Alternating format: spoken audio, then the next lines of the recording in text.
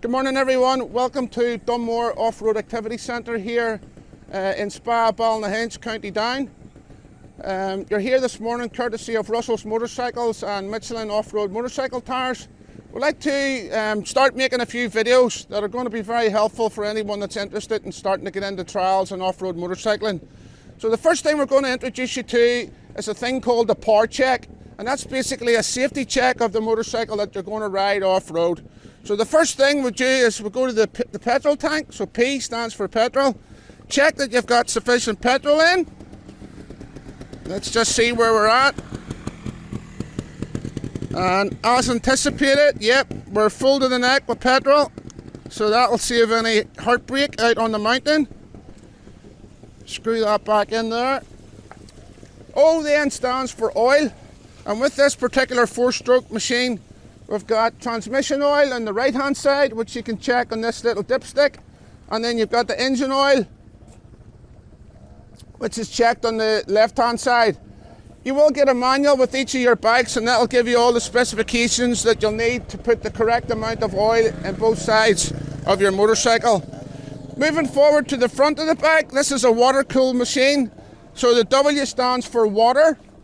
This little bolt here releases the radiator forward so that you can check the level of your water and your coolant to make sure that the bike is kept cool whilst you're riding. E then stands for the electrics. So the electric, there's no electric start, but there is an electrical circuit that's activated by the kickstart. The bike's not firing, check that there's petrol in it. If it's still not firing, check your spark plug, that the cap's on correct, and just eliminate all those small things in the circuit that would prevent it from firing. R then stands for rubber, so we move to the back. With the trials bikes, I've learnt that the ballpark figure for pressure in the back is approximately 5 psi with 6 in the front. When you're at the wheels and you've done your tire pressures, I would also check the spokes by running my fingers round or running a spoke key. Listen for the different sound. If you hear a soft metallic sound, you'll find yourself having a loose spoke. You'll be able to nip it up.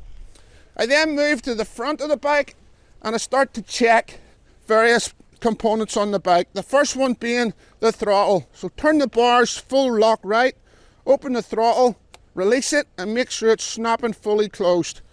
Bars right round to the left, open the throttle, release it, and it snaps fully closed. That then indicates that the cable is not snagging and that there's no snags with your handlebar, no bits of dirt or grit making the throttle stick, which could be quite dangerous out in the mountain. Then we want to do a front brake check and a rear brake check. Okay, so we've got go and we've got stop on the brakes. All right.